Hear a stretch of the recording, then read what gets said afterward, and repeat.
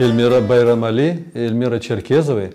Эльмира Черкезова, когда закончила учебу, они поехали знакомиться в Казахстан Амету Устаеву. Они приехали к нему, познакомились. Он очень, оказывается, обрадовался, что вот крымские татары, искусствоведы к нему приехали. Вот Эльмира Апти мне рассказывала это. Он до такой степени обрадовался, что Бзинклер Кельдан, да, знаете.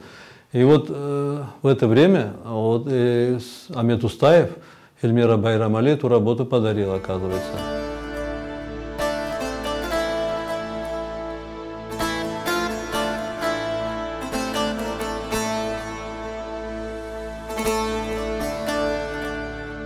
В позапрошлом году, летом, вот мы к ней поехали в Хутлах. Она в это время мне сказала, говорит, ну, была она у меня несколько времени.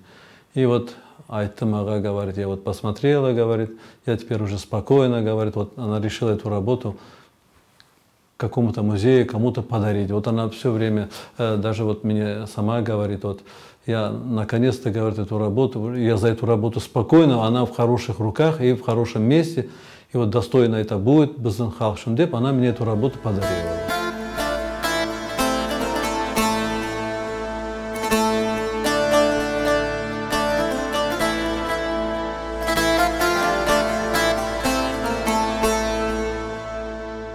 В 60-е годы он повторил эту работу, делал копии. Одна работа такая находится в нашем татарском музее. Амет Устаев раз к этой работе уже несколько раз возвращался. Он до войны эту работу писал. Уже после войны, живя в Казахстане, он эту работу несколько вариантов повторял. Видимо, эта работа ему самому это очень нравилось, понимаете? Поэтому, видимо, он эту работу несколько вариантов повторял.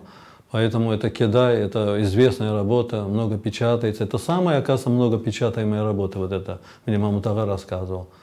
Вот самое много, что печаталось у крымских татар, вот это Кедай.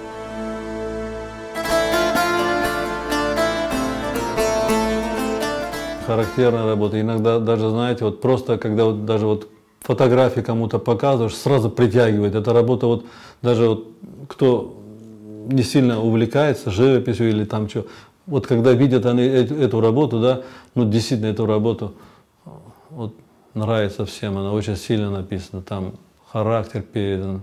Самый ценный экспонат, я вот считаю, это у меня, самое ценное у меня работает. Я даже, знаете что, иногда даже переживаю, что Брщиолса, вот эту работу надо спасать. Я даже ее хотел отдельно вот на мольберт где-нибудь, потом решили ее на стенку повесить.